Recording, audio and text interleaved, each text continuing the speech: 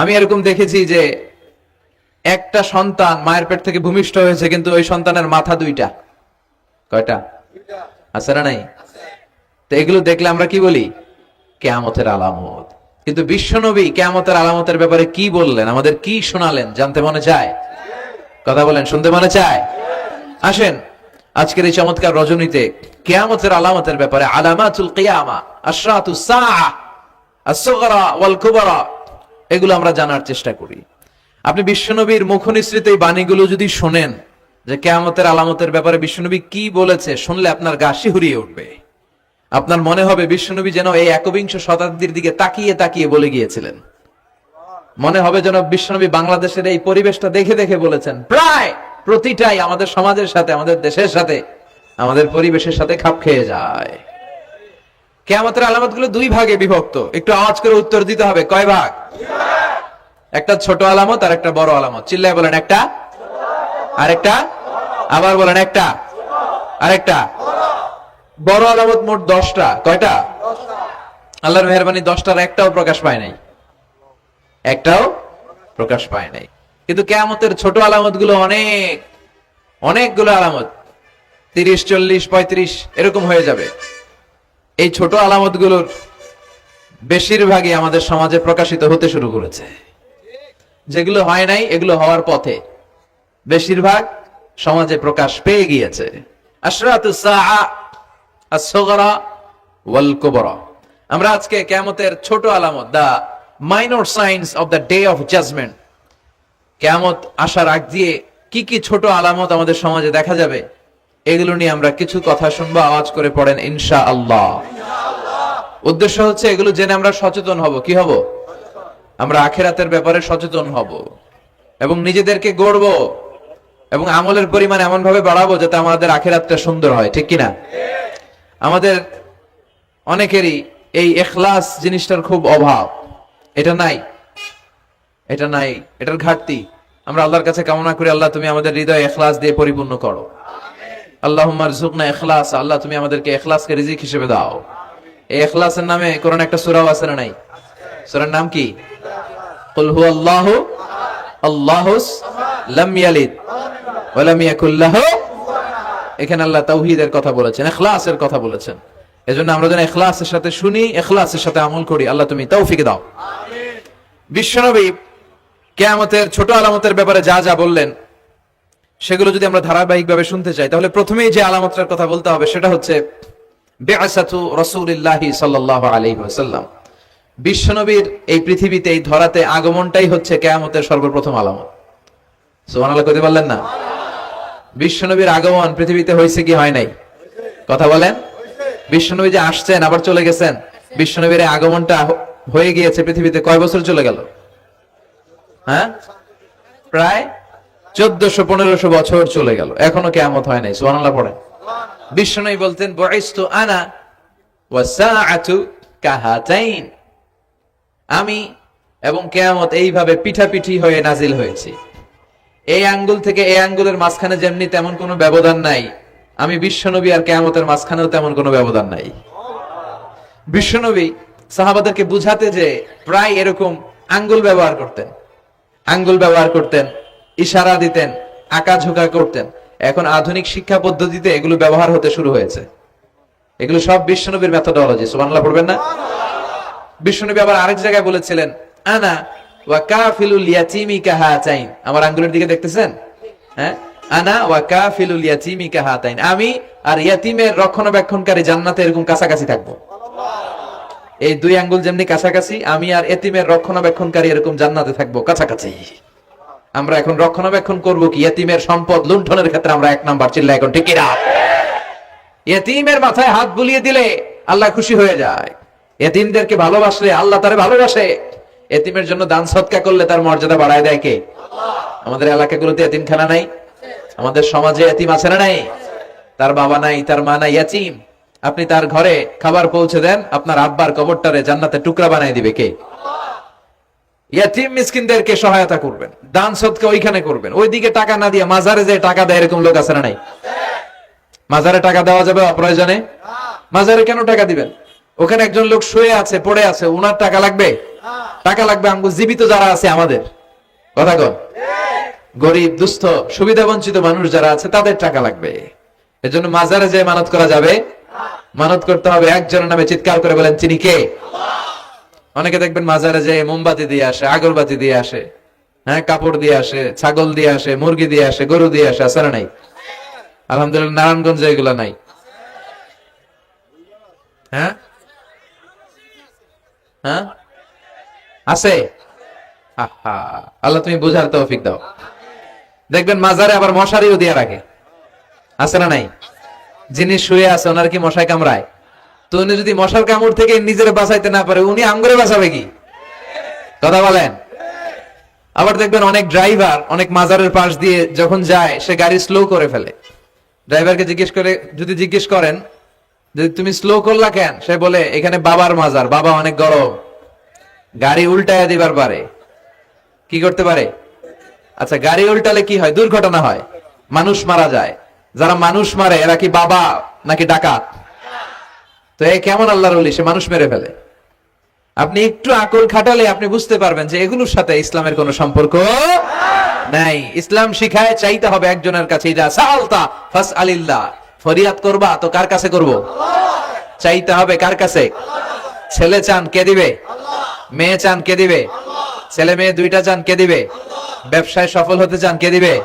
জান্নাতি হতে চান কে দিবে? আল্লাহ ছাড়া কেউ কিছু দিতে পারে? বিশ্বনবী মুহাম্মদ রাসূলুল্লাহ সাল্লাল্লাহু আলাইহি সাল্লাম কি আমাদের কিছু দিতে পারে? না। এজন্য ওনার কবরে যেও চাওয়া যায় না, ওনারে সালাম দেওয়া যায়। ওখানে যে বিশ্বনবীকে সালাতু সালাম পাঠানো যায়, কিন্তু বিশ্বনবীরে বলা যায় না ইয়া রাসূলুল্লাহ আমার একটা মেয়ে দেন, আমার একটা ছেলে দেন, ইয়া রাসূলুল্লাহ আমার নির্বাচনে পাশ করাইয়া দেন। এখন নির্বাচন আসছে নতুন না, প্রায় দেখি অ্যানাউন্সমেন্ট চলতেছে কাউন্সিলর নির্বাচন। তো বিশ্বনবীর কবরের সামনে দাঁড়িয়েও চাওয়া যায় না। তো বিশ্বনবীর কবরের সামনে দাঁড়িয়ে কিছু চাইলে সৌদি পুলিশ হাতের মধ্যে লাঠি দিয়ে বাড়ি মারে, দাঁড়াতেই দেয় না। যে এখানে কি চাও তুমি? সামনে কেবলা, কেবলামুখী হও। এই বিশ্বনবী যার কাছে যাইতেন তার কাছে যাও, তিনি ছাড়া কিচ্ছু করার ক্ষমতা গোটা বিশ্বে কারো নাই। আল্লাহর ধনভাণ্ডার কত বিশাল, তিনি আমাদের সবাইকে যদি জান্নাতুল ফেরদাউস দিয়ে দেয়, ওনার জান্নাতের মধ্যে ঠেলাঠেলি হবে তো না? কথা কন। বিশ্বনবী 8টা জান্নাতের যে স্টেজ, এই 8টার সবগুলাই থাকবে না, উনি থাকবে জান্নাতুল ফেরদাউস। কোনটায় থাকবে? তাহলে আমরা থাকবো কই? ইনশাআল্লাহ করবেন না? নবী থাকবে একটাই, আমরা আরেকটাই। এটা সম্ভব? অন্য কোন জান্নাত দিয়ে আমাদের বুঝ দেওয়া যাবে? আমরা আল্লাহর কাছে বলবো, আল্লাহ আমগো নবী যেদিকে, আমরা থাকবো বিশ্বনবী থাকবে জান্নাতুল ফেরদাউস, আমরাও থাকবো ফেরদাউস। ইনশাআল্লাহ পড়েন। এত বিশাল জান্নাত, কোনো ধাক্কা ধাক্কি নাই। জান্নাতের এক একটা দরজা চিনেন তো না? বিশ্বনবী যখন জান্নাতের দরজার বর্ণনা দিচ্ছেন, বিশ্বনবী বলছেন ইন্নাল মিসরাআইন মিন মাসারি'আল জান্নাহ মা বাইনা মাক্কা ওয়া হাজার। ও সাহাবারা, জান্নাতের দরজাগুলো কত বড়, শোনো শোনো। বিশ্বনবী বললেন সৌদি আরবের মক্কা শহর থেকে বাহরাইনের হাজার শহর যত লম্বা, জান্নাতের এক একটা দরজা তত লম্বা। তার মানে এক এক ধাক্কায় কয়েকশো কোটি লোক জান্নাতে ঢুকে যাবে। তো ওই জান্নাতে আমরা সবাই যদি ফেরদাউসে থাকি, আল্লাহর কোনো ঘাটতি আছে? ওই আল্লাহরে থইয়া মাজারে যায়, ওই আল্লাহরে না ডেকে বাবারে ডাকে, ওই আল্লাহর কাছে না যে মাজারে যে লাল সালু দিয়ে আসে। দেখবেন যে লোকটা মাজারে মশারি দেয়, ওর বাবার ডেঙ্গু রোগ, ওর মারে মশাই কামড়ায়, ওর বাবারে মশাই কামড়ায়। বাপ মার কাছে যায় না। বাপ মা যে কত বড় পীর সাহেব, গোটা বিশ্বের পীর সাহেবরা যদি একটা দোয়া করে আর বাবা মা যদি আরেক পাশে দোয়া করে, বাবা মার দোয়া আগে আগে কবুল হয়ে যাবে। এজন্য চাইতে হবে একজনের কাছে, তিনি কে?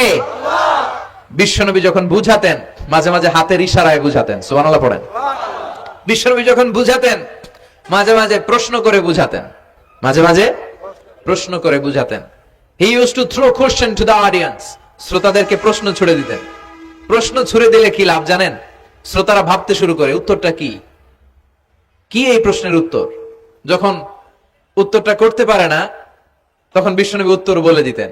যখন উত্তর করতে যে ঠেকে যায় একটা ঠেকা ঠেকা ভাব, তখন যখন উত্তরটা জানা হয়, ওই উত্তর আর ভোলা হয় না। কথা বলেন। বিশ্বনবী সাহাবাদেরকে প্রশ্ন করলেন, ইন্না মিনাশ শাজারাতি শাজারাতুন লা ইয়াসকুতু ওয়ারাকুহা। ও সাহাবারা, গাছের মধ্যে, বৃক্ষলতার মধ্যে এমন একটা বৃক্ষ আছে, এমন একটা গাছ আছে, যেই গাছের কোনো পাতা ঝরে না। মাসালুহা কামাসালুল মুমিন ওই গাছের দৃষ্টান্ত মুমিনের দৃষ্টান্তের মতো। বলো তো, হাদ্দিসুনি মা হিয়া, দেখি তোমরা পারো কিনা ওই গাছটা কি? কেউ পারে না। কেউ বলে ওই গাছ, কেউ বলে মরুভূমির ওই ক্যাকটাস গাছ, কেউ বলে ওই গুলমলতা, কেউ বলে ওইটা, কেউ বলতে পারে না। বিষ্ণু বললেন কারোটা হয়নি। ইন্নাহা নাখলা, এটা হলো খেজুর গাছ। সাহাবারা ভাবসারে খেজুর গাছ তো প্রত্যেক ঘরের পিছনে পিছনে, এটা ধরছে নাকি? ধরলে তো কঠিনটাই ধরবে। এজন্য সাহাবাদের প্রত্যেক বাড়ির পাশে খেজুর গাছ। ওইদিকে মন যায় না, মন গেছে দূরে, দেখি তো কোন গাছ, খুঁজে পায় না। সুবহানাল্লাহ পড়েন। এই যে বিশ্বনবীর শিখানোর পদ্ধতি, education system, how to teach the children, আপনি ছাত্রদেরকে কিভাবে পড়াবেন, এটা বিশ্বনবী হাতে কলমে আমাদেরকে শিখিয়ে গিয়েছে। ওই মজলিসে আব্দুল্লাহ ইবনে ওমর রাদিয়াল্লাহু আনহু আর ওনার বাবা ওমরে ফারুক দুইজনই উপস্থিত ছিলেন। বাড়িতে যাওয়ার পরে ছোট্ট আব্দুল্লাহ ইবনে ওমর সাইয়েদনা ওমরে ফারুককে বলেন, আব্বা, বিশ্বনবী যে আজকে প্রশ্নটা করছিল আমি কিন্তু উত্তর জানতাম। সুবহানাল্লাহ কইবেন না? ওমর ফারুক বললেন, বলো কি, তুমি জানতা যেটা খেজুর গাছ?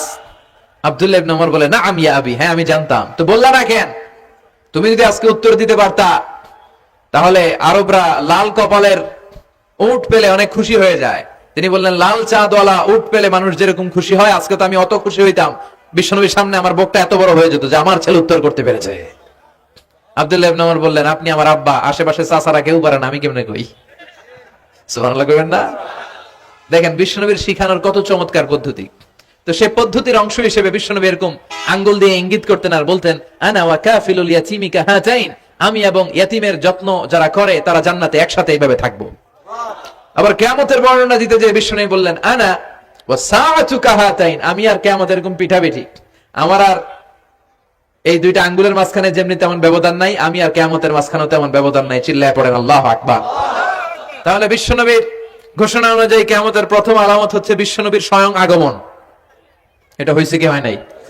এরা হতে হেলে দুলে নুরানি তনুকে আসে হায়, সারা দুনিয়ার হেরে মেরে পর্দা খুলে খুলে চায়, সে যে আমার কামলিওয়ালা কামলিওয়ালা, তার ভাবে বিভোল রাঙা পায়ের তলে, পর্বত জঙ্গল টল মল টলে, খুরমা খেজুর বাদাম জাফরানি ফুল ঝরে ঝরে যায়, সে যে আমার কামলিওয়ালা কামলিওয়ালা।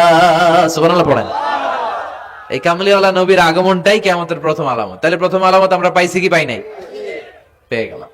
এরপরে বিষ্ণু বলেছেন, যুহুর কাসরাতিল ফিতান বিআনওয়াইহা, কিয়ামতের আগ দিয়ে সমাজে ফিতনা ফাসাদ বেড়ে যাবে।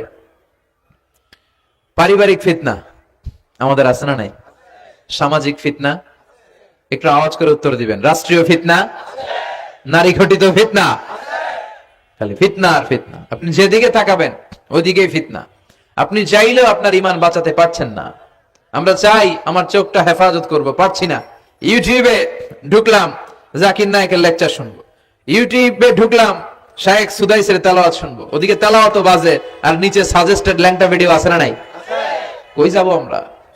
কিভাবে বাঁচাবো আমাদের চোখ?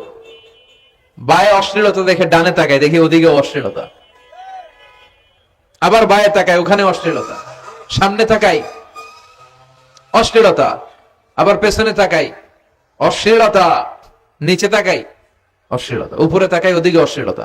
আমরা যাব কই? আর নাযার সাহামুন মাসমুম মিন সিহাম ইবলিস, এই দৃষ্টি শয়তানের বিষ মাখানো তীরবানের মধ্য থেকে ভয়ঙ্কর তীর। এই তীর দিয়ে শয়তান যুবক যুবতীদেরকে কাবু করে ফেলে। একটা যুবক যুবতীর মধ্যে প্রথমে আই কন্টাক্ট হয়। কি হয়? প্রথমে আই কন্টাক্ট, চোখে চোখে একটা ভাব বিনিময় হয়। হ্যাঁ, এরপরে এসএমএস এর আদান প্রদান হয়।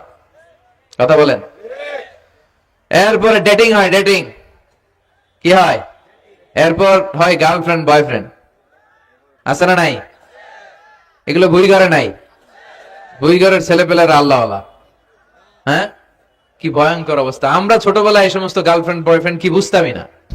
এখন ক্লাস 5 থেকে শুরু, ক্লাসে যারা যারা আছে ভাগাভাগি হয়ে যায়, কোনটা কার? আছে না নাই? কয় এটা আমার, মানে আমার ফ্রেন্ড, এটা আমার এই কি ফ্রেন্ড, গার্লফ্রেন্ড, এটা আমার গার্লফ্রেন্ড, তো এটা তোর গার্লফ্রেন্ড। আছে না নাই? আবার এটারে সংক্ষেপ করছে, কয় জিএফ। কি কয়? তোমাদের এগুলা নাই তো? হ্যাঁ আছে, অর্ধেক কয় আছে, অর্ধেক কয় নাই। খুব চালাক এরা। প্রিয় ভাইয়েরা, এগুলো আমাদের সংস্কৃতি নয়। বিবাহ বহির্ভূত যে কোনো ধরনের নারী নারী পুরুষের সম্পর্ককে হারাম করেছে কে? আসুন আমরা বিয়েটাকে সহজ করি, আর্লি ম্যারেজ ক্যাম্পেইন করি। আর কত বলবো, যতদিন বেঁচে থাকি বলবো, বিয়েটারে সহজ করে দেন। ছেলের বাবা যারা আছেন, মেয়ের বাবা যারা আছেন, বিয়েটা সহজ করে দেন। তা না হলে এই যে 14ই ফেব্রুয়ারি গুলো যায়, আছে না নাই? কি নাম? কি বিশ্ব বেহায়া? আহা, এগুলো আগে ছিল না। এগুলো সব কিয়ামতের আলামত। চিল্লা এখন ঠিক না? এই দিবসগুলোতে আপনার উঠতি বয়সের তরুণী মেয়ে, আপনার ছেলে যে পাপগুলো করে বিয়ে না করার কারণে, এই পাপগুলোর একটা পার্সেন্টেজ গুনাহ আপনার আমলনামায় আছে না নাই? এজন্য খবরদার, বাবা মা যারা আছেন, ছেলে মেয়েদেরকে সময় মতো বিয়ে করিয়ে দেন। আমাদের দেশে বিয়ে অনেক সময় অনেক দেরি হয়ে যায়, বিশেষ করে ছেলেদের দেরি হয়ে যায়। বলে তুই নিজের পায়ে দাঁড়া। তো এতদিন ও কার পায়ে দাঁড়াইছে? ও তো নিজের পায়ে দাঁড়িয়েছে, একটু সহযোগিতা করেন না আপনি। বিয়েটা সহজ করে দেন। বিয়ের চেয়ে ভালো কাজ পৃথিবীতে নাই। হ্যাঁ, ইয়াং পোলাপানরা অনেক খুশি হয়ে গেছে। হ্যাঁ, বিয়ে করবে তোমরা। বিয়ে বহির্ভূত জিএফ বিএফ এর দরকার আমাদের নাই। চিল্লায় বলেন ঠিক না? এগুলোর বিরুদ্ধে আমাদের জিহাদ। ইসলামের ইমেজকে, আমাদের মোরালিটি, আমাদের এথিক্যাল স্ট্যান্ডিং পয়েন্ট যেখানেই নষ্ট হবে, ওগুলোর বিরুদ্ধে আমাদেরকে সোচ্চার হতে হবে। এই নৈতিকতার অবক্ষয় হতে হতে এমন পর্যায়ে ঠেকেছে বাংলাদেশটা এখন জাহান্নামের টুকরা হয়ে গিয়েছে। এখন মেডিকেলের ডাস্টবিনে ছোট্ট ছোট্ট নবজাতক বাচ্চার লাশ পাওয়া যায়। এগুলো সব 14ই ফেব্রুয়ারি পালনের ফসল। এগুলোর সাথে মুসলমানদের কোনো সম্পর্ক থাকতে পারে না। এগুলো ইসলামের সাথে কোনো সম্পর্ক নাই। এগুলো হচ্ছে পাশ্চাত্য থেকে আমদানি করা, পার্শ্ববর্তী দেশ ভারত থেকে আমদানি করা।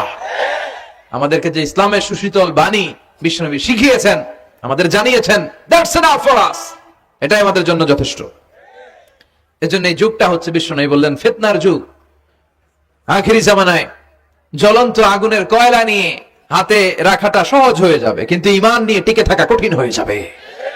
আপনি চাইলেও ভালো থাকতে পারবেন না, আপনি হকের কথা চাইলেও বলতে পারবেন না। ঝুঁকি আছে না নাই? গুম আছে না নাই? ক্রস ফায়ার আছে না নাই? কে কোন দিক দিয়ে গুম টেরি পাওয়া যাবে না। কিন্তু এই হকের রাস্তা আমরা ছাড়বো না। বিশ্বনবী বললেন, ফিতনা বেড়ে যাবে। আপনি হক হালাল মেনটেন করতে চান, কিন্তু পারবেন না। আপনি ঘুষ খাবেন না, কি হবে? টেবিলের নিচ দিয়া ঘুষ, উপর দিয়া ঘুষ, সব জায়গায় ঘুষ। আপনার পাশে যে চাকরি করে সে খায় ঘুষ, ও খায় ঘুষ, নিচের কর্মচারী খায় ঘুষ, উপরের বসও খায় ঘুষ। কথা বলেন, আপনি চাইলেও পারছেন না। এজন্য বিশ্বনবী সবসময় দোয়া করতেন, আল্লাহ ফিতনা থেকে আমাদেরকে বাঁচাও। বিশ্বনবী পড়তেন, আল্লাহুম্মা ইন্না নাউযু বিকা মিনাল ফিতান মা যাহারা মিনহা ওয়া মা বাতান। হে আল্লাহ, প্রকাশ্য অপ্রকাশ্য সব ফিতনা থেকে তুমি আমাদেরকে বাঁচাও। চিল্লায় পড়েন আমিন। আওয়াজ করে আমার সাথে পড়েন, আল্লাহুম্মা ইন্না নাউযু বিকা মিনাল ফিতান মা যাহারা মিনহা ওয়া মা বাতান। এর মানে হচ্ছে, হে আল্লাহ, প্রকাশ্য অপ্রকাশ্য, দেখা যায় দেখা যায় না, এরকম সব ফিতনা থেকে তুমি আমাদেরকে বাঁচাও। তাহলে এই যে বিশ্বনবী বললেন কিয়ামতের আগে ফিতনা বেড়ে যাবে, এই আলামতটা সমাজে আছে না নাই? আমাদের আশেপাশে ফিতনা আছে না? আচ্ছা, এরপর বিশ্বনবী বলেন, খুরুজ মুদ্দাঈন নবুওয়া, কিয়ামতের আগ দিয়ে ভণ্ড নবী দাবিদার বেড়ে যাবে। বুখারীর বর্ণনায় বিশ্বনবী বললেন, ততক্ষণ পর্যন্ত কিয়ামত হবে না যতক্ষণ না 30 জন ভণ্ড নবী দাবিদার বেরোবে। ভণ্ড নবী দাবিদার, একটাও নবী না। কুল্লুহুম কাযযাবুন দাজ্জালুন, সবগুলো মিথ্যাবাদী, কাযযাব আর দাজ্জাল। বিশ্ব নবী হচ্ছেন সর্বশেষ নবী। আমার নবীর পরে আর কোন নবী আসবে? আমার রাসূলের পরে আর কোন রাসূল আসবে? এই কথাটা যারা মানবে না তার ঈমান থাকবে? মা কানা মুহাম্মাদুন আবা আহাদিম মির রিজালিকুম ওয়ালাকিন রাসূলুল্লাহি ওয়া খাতামান নাবিয়্যিন। মুহাম্মদ তোমাদের কোন ছেলেদের পিতা নয়, তিনি হলেন আল্লাহর রাসূল, তিনি হলেন শেষ রাসূল। খাতামান নাবিয়্যিন, সাইয়েদনা আদম থেকে শুরু করে নবী আসার যে ধারাবাহিকতা, এটা বিশ্ব নবীর মাধ্যমে এই চেইনটাকে কাট আপ করে দিয়েছে কে? আমার নবীর পরে কোনো নবী নাই। বিশ্ব নবী বলতেন, লা নাবিয়্যা বা'দি ওয়ালা রাসূলা, আমার পরে নবীও নাই, রাসূলও নাই, তবে লাউ কানা বা'দি নাবিয়্যুন লাকানা উমর, আমার পরে যদি কেউ নবী হতো আমার সাহাবী ওমর নবী হয়ে যেত। প্রভু তুমি বলেছ রাসূল দেবে না, বলনি দেবে না ওমর, বলনি দেবে না হামজা তারিক, খালিদি বিজয়ী সমর। প্রভু তুমি বলেছ রাসূল দেবে না, বলনি দেবে না ওমর, বলনি দেবে না হামজা তারিক। খালিদি বিজয়ী সমর, প্রভু তুমি বলেছ রাসূল দেবে না। সুবহানাল্লাহ পড়েন। ওমরে ফারুক নবী হয়ে যেত, এমন কোয়ালিটি ছিল। আসাদুহুম ফি আমরিল্লাহি উমর, আল্লাহর আইন বাস্তবায়নের ক্ষেত্রে গোটা বিশ্বের মধ্যে সবচেয়ে শক্ত ছিলেন সাইয়েদনা ওমর। আর এই উম্মতের মধ্যে সবচেয়ে নরম দিলের ছিলেন সাইয়েদনা আবু বকর। আরহামু উম্মতি বি উম্মতি আবু বকর। তিনি যখন নামাজে দাঁড়াতেন, সালাতে দাঁড়াতেন, উনি যখন তেলাওয়াত শুরু করতেন, ওনার কান্নার আওয়াজে তেলাওয়াতের আওয়াজ বোঝা যেত না। আর আমাদের নামাজে কান্না আসে? হ্যাঁ, নামাজে দাঁড়াইলেই সারাদিন যেটা মনে পড়ে না, ওটা নামাজে দাঁড়াইলেই মনে পড়ে। আছে না নাই? নামাজেও দাঁড়ায়, আবার বিপিএল এ কি হইলো টেনশন আছে না নাই? নামাজও পড়ে, আবার মাশরাফি কি আউট, এখন তো আবার উনি কি এমপি না, মাননীয় এমপি মাশরাফি। এমপি বললে কেমন জানে লাগে, শুধু মাশরাফি বলতে ভালো লাগে, কথা কন। তো উনি কি আউট নাকি ছক্কা, এই টেনশন গুলো আছে না নাই? এই তো আমাদের নামাজ। এই নামাজগুলো মিজানের পাল্লায় উঠালে কোনো ওজন হবে? কথা বলেন।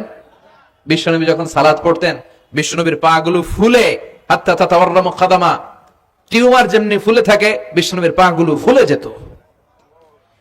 তাহাজ্জুদ পড়তে পড়তে দাঁড়িয়ে থাকতে থাকতে হাত দুইটা প্যারালাইজড হয়ে যেত, আর নাড়াতে পারে না। এরপরে তিনি হাত ছেড়ে দিতেন প্রশান্তির জন্য, এরপরে হাত ছেড়ে দিয়ে কেরাত পড়তেন, আবার যখন ভালো লাগতো আবার ধরতেন। সুবহানাল্লাহ পড়ে।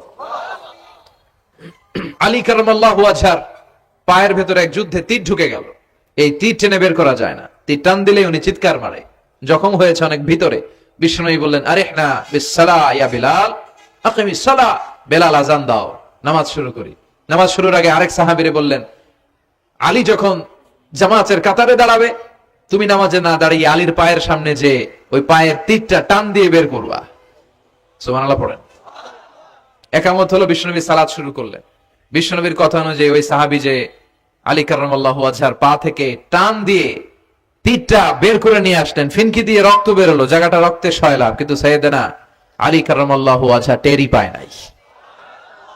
সালাত শেষ, উনি দেখেন পায়ের মধ্যে তীর নাই, রক্তের সয়লাভ, যেখানে দাঁড়ালেন ওখানে খালি রক্ত। বিশ্বনবীরে বললেন, ও নবী, আমার পায়ের তীর কই? বিশ্বনবী বললেন, আলী রে, আমি জানি তুমি যখন যাই নামাজে নামাজের জন্য দাঁড়িয়ে যাও, দিন দুনিয়ার হুঁশ তোমার থাকে না, তোমার হৃদয়টা এখানে থাকে না, দেহটা এখানে থাকে, হৃদয়টা চলে যায় আল্লাহর আরশের উপরে।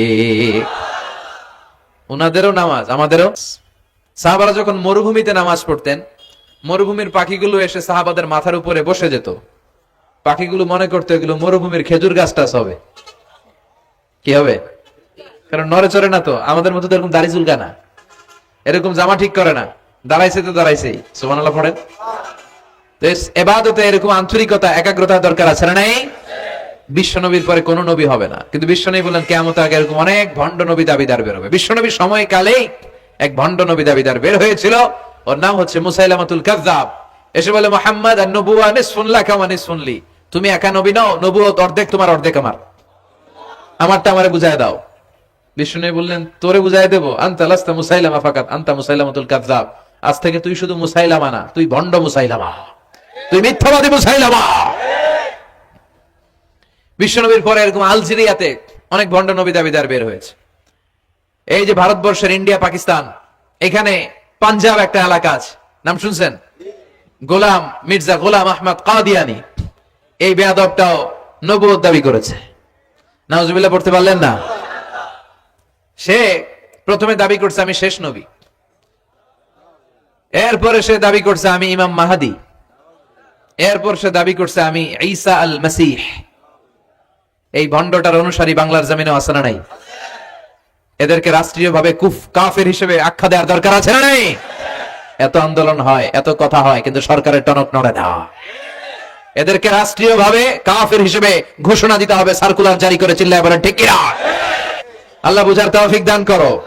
বিশ্বনবী বললেন, ইয়াতাকারাবুজ জামান তাতাকারাবুল আসওয়াক, কিয়ামতের আগে ইয়াতাকারাবুজ জামান, সময়ের বরকত কমে যাবে।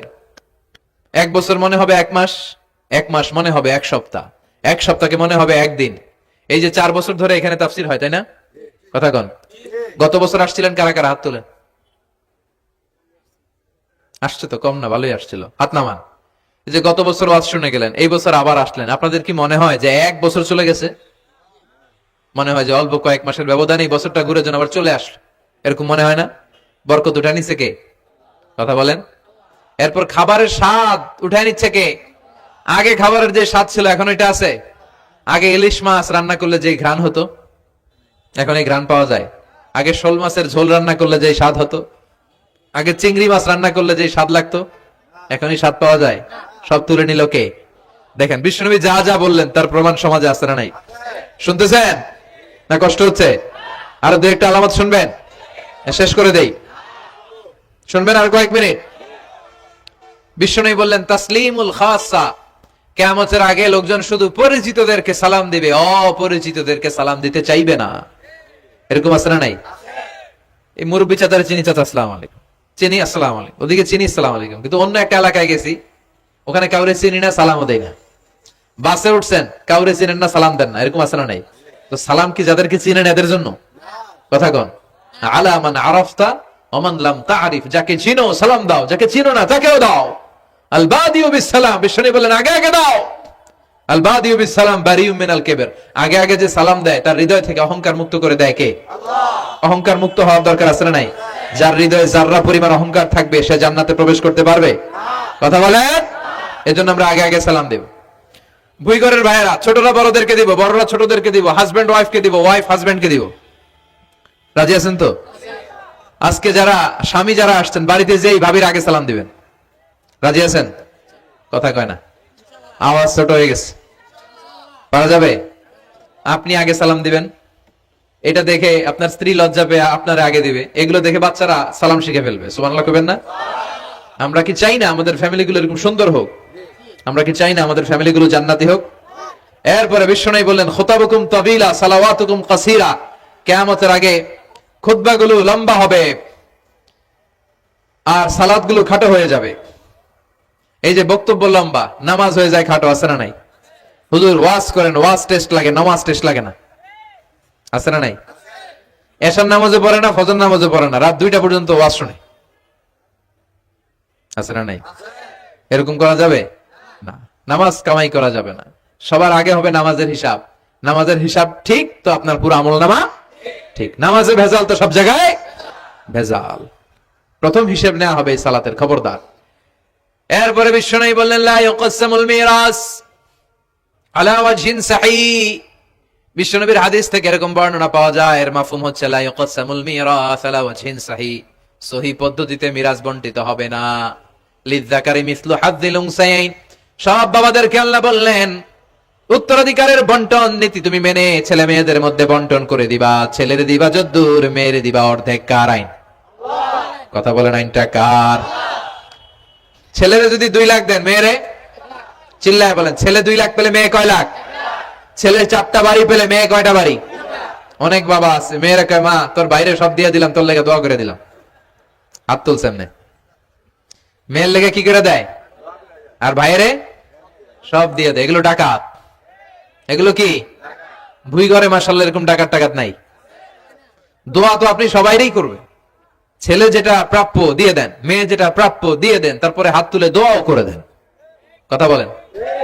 অনেক মা আছে ছেলেরে বেশি খাওয়ায়, মেয়েরে কম খাওয়ায়, আছে না নাই? ছেলের পাতে মুরগির রান, মাইয়ার পাতে মুরগির ঠ্যাং, আছে না নাই? দেখবেন ওই মা বাবার হয়তো হয়তো অনেক সময় শেষ কালটা ছেলের বাড়িতে কাটে না, কাটে মেয়ের বাড়িতে, আছে না নাই?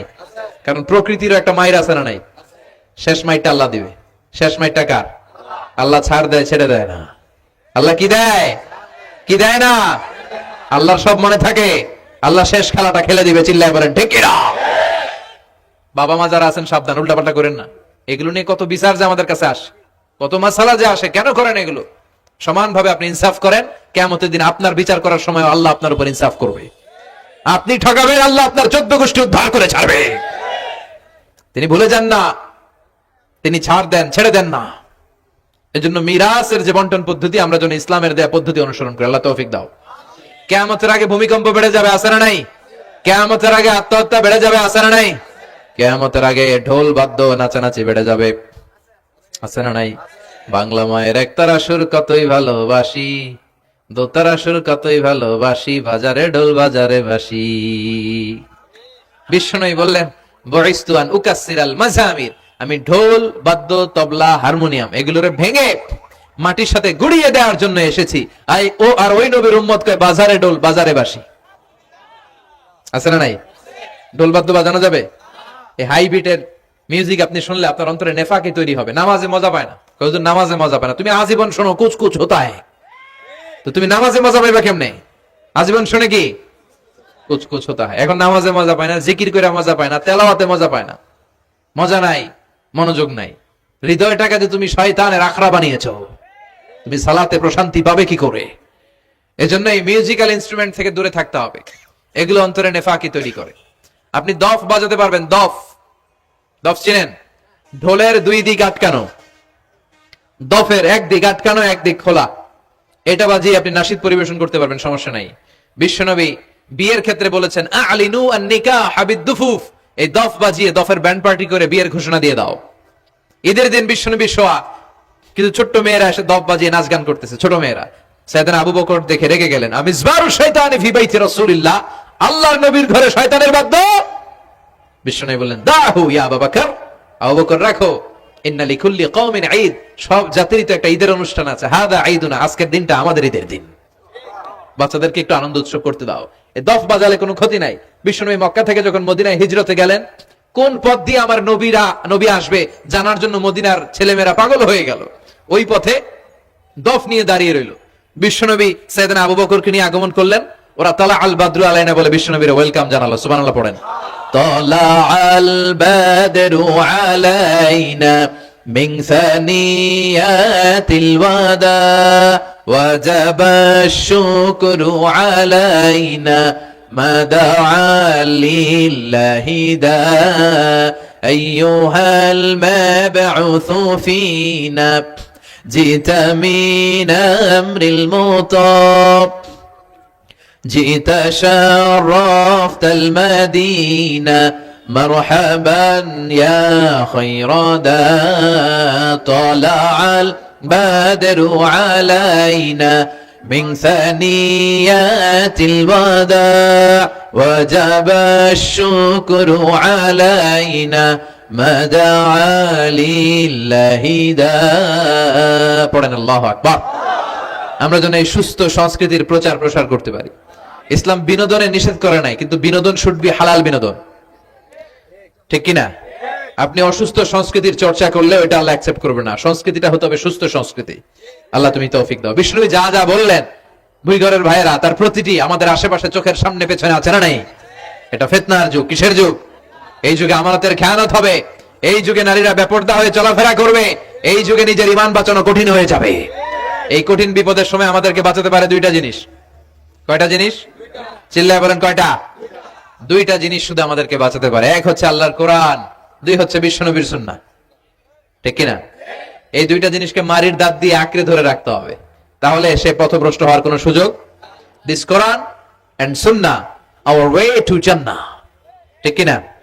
আওয়াজ করে আমার সাথে পড়েন, কোরআন and Sunnah hour way to জান্নাহ। আওয়াজ বাড়ায় দেন, পড়েন, কোরআন and Sunnah hour way to জান্নাহ।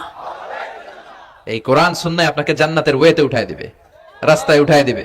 এই কোরআন সুন্নাহর সাথে যেন আমরা সম্পর্ক বাড়াই, তাফসীর মাহফিলগুলোতে যেন বেশি বেশি যাই, এলাকায় যেন ইসলামী হালাকা তৈরি করি, প্রশ্নোত্তর পর্ব তৈরি করি, এতে করে নিজেরা যেন সমৃদ্ধ হই, কোরআন সুন্নাহর সাথে যেন সম্পর্ক বাড়াতে পারি। আল্লাহ তুমি তৌফিক দাও। আর জোরে পড়ে আমিন। যারা এই লম্বা সময় আমার বক্তব্য শুনলেন সবাইকে আমি আন্তরিকভাবে শুকরিয়া জানাই। যারা এই প্রোগ্রামের অ্যারেঞ্জ করেছেন তাদেরকে আমি শুকরিয়া জানাই। এই যে শুরু হয়েছে ওঠা বসা, বসেন, এগুলো আপনারা শিখছেন কোথায়? 2 ঘন্টা আলোচনা শুনে এরপরে ওঠা বসা শুরু করে দেয়। এই কথাগুলো আমরা বলি, এত পরিবর্তনের কথা বলি, শৃঙ্খলায় যদি শিখতে না পারলাম তাহলে কি ইসলাম শিখলাম? ইসলাম তো শৃঙ্খলার অপর নাম, ঠিক কিনা? শৃঙ্খলা নাই ওখানে ইসলামের কিছুই পালন হয় নাই, ঠিক কিনা? বসেন, আমরা একসাথে বিদায় নিব। যতগুলো কথা বলেছি কোরআন সুন্নাহর আলোকে বলেছি, বানিয়ে বলি নাই। তারপরে আমার মনের অজান্তে কোনো মিস ইনফরমেশন যদি আমার মুখ ফসকে বেরিয়ে যায়, সেগুলো যেন আল্লাহ তাআলা আমাদের স্মৃতিপট থেকে মুছে দেয়। আমরা পড়ি আমিন।